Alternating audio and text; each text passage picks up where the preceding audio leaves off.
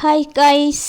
പിന്നെ നമ്മൾ ഒരു മത്തി മുളകിൽ വെച്ച് കറി വെക്കുന്നുണ്ട് കേട്ടോ. അപ്പം നമ്മൾ ഫാൻ വെക്കുക, അതിൽ കുറച്ച് എണ്ണ വെക്കുക. എണ്ണ ചൂടാകുമ്പോൾ നല്ല നീരുള്ളി, വലിയ നീരുള്ളി ഇടാം. ചെറിയ നീരുള്ളി ഉണ്ടെങ്കിൽ ഇടാം. പക്ഷേ അത് കുറച്ച് ഇങ്ങനെ ചൂടാകുമ്പോൾ കുറച്ച് ഉപ്പിടണം, കുറച്ച് ചൂടാവണം. പിന്നെ അപ്പം നല്ല മത്തി മുളകിൽ വെച്ച കറി കാണാം. അപ്പോൾ കുറച്ച് കല്ലുപ്പ് തന്നെ ഇടണം, കല്ലുപ്പിട്ടാൽ നല്ലത്. അപ്പോൾ ഇത് കുറച്ച് കാഞ്ഞു, അപ്പോൾ കുറച്ചിടാം. പിന്നെ കുറച്ച് കായുമ്പോൾ വെളുത്തുള്ളി ഇടാം. വെളുത്തുള്ളി ഇട്ടിട്ട് കുറച്ച് ഇളക്കാം. അത് കുറച്ചിങ്ങനെ കായണം, ഓവർ കായണ്ട, കുറച്ച് കായണം. പിന്നെ പച്ചമുളക് അങ്ങ് കരിയാൻ വിലയിലിട്ട് തക്കാളി ഇട്ട് അങ്ങ് ഇളക്കുക. വെള്ളം ഇപ്പം കൂട്ടേണ്ട, ഈ എണ്ണയിൽ തന്നെ ഇത് ആവണം. എണ്ണയിൽ തന്നെ ആയെങ്കിൽ നല്ല ടേസ്റ്റ് ഉണ്ടാവും.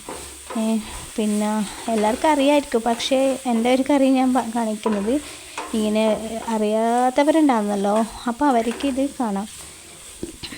അപ്പോൾ എനിക്ക് ചുമയാണ്, അതുകൊണ്ട് സൗണ്ടെല്ലാം ചേർക്കുന്നത്. അപ്പോൾ മസാലക്കൂട്ടുകളെല്ലാം ഇടാം. മുളക് പൊടി, മഞ്ഞൾപ്പൊടി, കുരുമുളക് പൊടി, മല്ലിപ്പൊടി അതിലിട്ട് അങ്ങ് ഇളക്കുക. വെള്ളം കൂട്ടിയേ വേണ്ട, ഇപ്പോൾ കുറച്ച് കഴിഞ്ഞ് കൂട്ടിയാൽ മതി. അപ്പോൾ കുറച്ച് അതിൻ്റെ പച്ചമണമെല്ലാം പോയിട്ടുമ്പോൾ നല്ല ഇതായിട്ടുമ്പോൾ കുറച്ച് മറ്റേ ഈ പൊടിയില്ലേ, ഉലുവപ്പൊടിയും മിക്സ് ആക്കിയിട്ടില്ലത് എല്ലാം, ഒരു ഉലുവപ്പൊടിയല്ല. അപ്പോൾ അത് മിക്സ് ചെയ്തിട്ട് അതും കുറച്ച് ഇളക്കിയിട്ടായിട്ടാകുമ്പോൾ കുറച്ച് കാഞ്ഞ് വരുമ്പോൾ 1.5 ഗ്ലാസ് വെള്ളം കൂട്ടായിൽ. അത്രോളം വെള്ളം കൂട്ടണ്ടേ, ഇപ്പോൾ കൂട്ടാം. അത് കുറച്ചിങ്ങനെ പച്ചമണമെല്ലാം പോയിട്ടാകുമ്പോൾ 1.5 ഗ്ലാസ് വെള്ളം കൂട്ടാം. അതിങ്ങനെ പിന്നെ ചോറിന് കൂട്ടുമ്പോൾ നല്ല ടേസ്റ്റാണ്, വേറെ വേണ്ട. അപ്പോൾ ഞാൻ കടയിൽ നിന്ന് ഒരു കാശിമാങ്ങ വാങ്ങിയിട്ടുണ്ടായിന്. അപ്പോൾ കാശിമാങ്ങ അതിൻ്റെ മണവും ഉണ്ടാവും നല്ല. പിന്നെ പുളിപ്പൊടി ഉണ്ടെങ്കിൽ അതിടാം, അല്ലെങ്കിൽ പുളി ഇടാം, എന്തെങ്കിലും ഇടാം, എന്ത് നിങ്ങൾക്ക് ഇഷ്ടപ്പെട്ട് ഇടാം. അപ്പോൾ ഈ മാങ്ങ മുറിച്ചിട്ടത് ഇടുമ്പോൾ എന്ത് ടേസ്റ്റാണ് ഉണ്ടാവും. പിന്നെ മാങ്ങേനെ നല്ല ഉണ്ടാവും. അത് അങ്ങ് കുറച്ചിങ്ങനെ തിളക്കണം. ആ മാങ്ങ ഇട്ട് കഴിഞ്ഞിട്ടുമ്പോൾ കുറച്ച് ഇളക്കിയിട്ട് ഇങ്ങനെ തിളച്ച് വരണം. അപ്പോൾ ഈ മത്തി മുളകിൽ വെച്ച് നല്ല ടേസ്റ്റ് ഉണ്ടാവും. വേറെ കറി വേണമെന്നില്ല നമുക്ക്, ഞാനങ്ങനെ കൂട്ടലില്ല, പക്ഷേ ഇങ്ങനെ മുളകിൽ വെച്ച് ഞാൻ കൂട്ടും.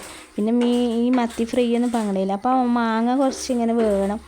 പിന്നെ നമുക്ക് കുറച്ച് ഇങ്ങോട്ടും ഇളക്കണം അത് കേട്ടോ. എന്നിട്ട് ഇടുമ്പോൾ നമ്മൾ പിന്നെ മീൻ മസാല ഇല്ലേ, മീൻ മസാല ഇടാം. എന്നിട്ട് കുറച്ച് ഇളക്കണം, ഇട്ടിട്ട് നല്ലോണം ഇടണ്ട, കുറച്ചിട്ടിട്ട് ഇങ്ങനെ ഇളക്കണം. കുറച്ച് തിളക്കണം, എല്ലാം ഇട്ടിട്ടാകുമ്പോൾ അങ്ങനെ തിളക്കണം അങ്ങനെ. അപ്പോൾ ഇപ്പോൾ ഇടുമ്പോൾ അത് തിളച്ചിട്ട് വരണം, പെട്ടെന്ന് ഇട്ടുവിടാം. അപ്പോൾ തിളച്ച് വന്നു. അപ്പോൾ തിളച്ചിട്ടാകുമ്പോൾ നമ്മൾ നല്ല ഫ്രഷായ മത്തിക്കുഞ്ഞി അതിലിടാം.